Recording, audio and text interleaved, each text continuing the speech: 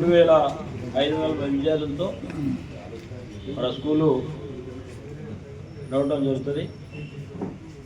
అదే అప్గ్రేడ్ అవుతుంది డిగ్రీ వరకు, 5th to డిగ్రీ. ఈ స్కూల్లో మరి కులాలు మాత్రం లేవు అన్నమాట. కార్పొరేట్ స్కూల్ కంటే గొప్పగా ఉంటుంది, ఇంటిగ్రేటెడ్. పేదోడు చదవచ్చు, మధ్యతరగతి చదవచ్చు, ఉన్నోడు కూడా చదువుకోవచ్చు. ఉన్నోడు మన ఎట్లా మన దగ్గర రాదు. కానీ ఇది విద్యార్థులకు మంచి గొప్ప అవకాశం అని చెప్పి మరి ప్రభుత్వం ఇచ్చిన గొప్ప అవకాశం ఇది.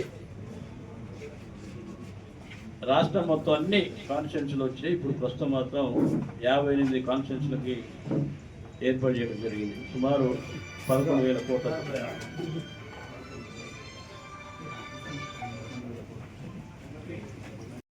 స్టార్ట్ చేస్తారా? చేయాలి. ప్రైవేట్ బిల్డింగ్ ఏదైనా చూసి ఇప్పుడు వాళ్ళు కల్పికాలు అంటే ఒకటి ఇస్తానంటే ఇది గవర్నమెంట్ ఏదైనా ఉంది కదా, వైటీసీ అది కానీ, లేకపోతే ఇక్కడ డిగ్రీ కాలేజ్ ఉందా, డిగ్రీ హాస్టల్ లేదు, దాంట్లో పెడదామని చెప్పి ఆలోచన. స్టార్ట్ చేస్తే క్లాసెస్ రన్ అవుతాయి.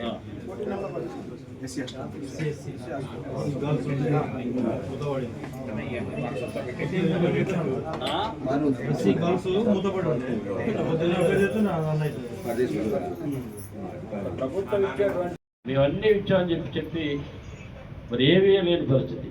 వారు డబుల్ బెడ్రూమ్ వేయలే, రుణమాఫీ చేయలే.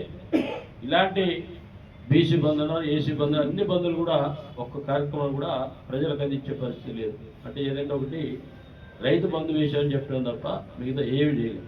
మరి ఈనాటి ప్రభుత్వం చూసినట్టయితే మేము తెచ్చాం, మీ ద్వారా ప్రజలకు తెలియజేస్తున్నాం మేము ఇచ్చిన సంక్షేమ పథకాలు.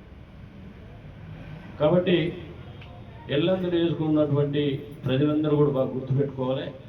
విద్యా వైద్యం మీద పెద్దపీట వేసినటువంటి ఘనత మరి తెలంగాణలో మరి ఎల్లందు నియోజకవర్గంలో ఇంత గొప్ప పథకాన్ని ప్రవేశపెట్టి 200 కోట్లతో మరి నాడు మనం ఇంటిగ్రేటెడ్ స్కూల్ తీసుకొచ్చాం.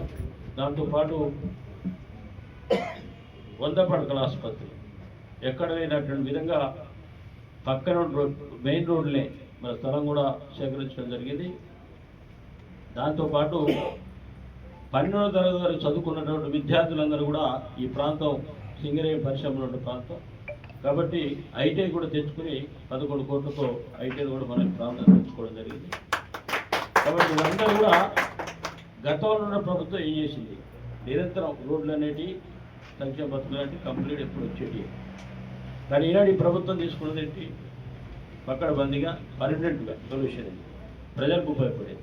హాస్పిటల్ కావచ్చు, అదేవిధంగా ఐటీఐ కావచ్చు, అదేవిధంగా మరి ఇంటిగ్రేటెడ్ స్కూల్ కావచ్చు, ఇవి నిరంతరం ప్రజలకి ఉపయోగపడేటి, అందుబాటులో ఉండేటి. కాబట్టి ఒక్కసారి ప్రజలతో పాటు పత్రికా మిత్రులు కూడా ఈ విషయాలన్నీ కూడా ప్రజలకు చేర్చాలంటే మధ్యవర్తి మీరే కాబట్టి తప్పకుండా అన్ని ప్రాంతాలకు చేర్చే విధంగా మరి మన పేపర్ మిత్రులందరూ కూడా చర్యలు తీసుకోవాలి. మరి ఎల్లందరూ నియోజకవర్గ ప్రజలందరూ కూడా గౌరవ ముఖ్యమంత్రి గారికి మరి ఈ 3 కార్యక్రమాలు పెద్ద ఎత్తున ఇచ్చినటువంటి ముఖ్యమంత్రి గారికి, అదేవిధంగా జిల్లా మంత్రి డిప్యూటీ సీఎం భట్టి గారికి, శ్రీనివాసరెడ్డి గారికి, తుమ్మల నాగేశ్వరరావు గారికి అందరూ కూడా ప్రత్యేకంగా ధన్యవాదాలు, అభినందనలు తెలియజేస్తూ ఇక ముందు కూడా ఏదైతే సంవత్సరం కాలంలో ఇంత గొప్ప మరి పథకాలు ఇచ్చినటువంటి ప్రభుత్వాన్ని, అదేవిధంగా గౌరవ ముఖ్యమంత్రి కూడా ప్రత్యేకంగా అభినందనలు తెలియజేస్తూ సెలవు.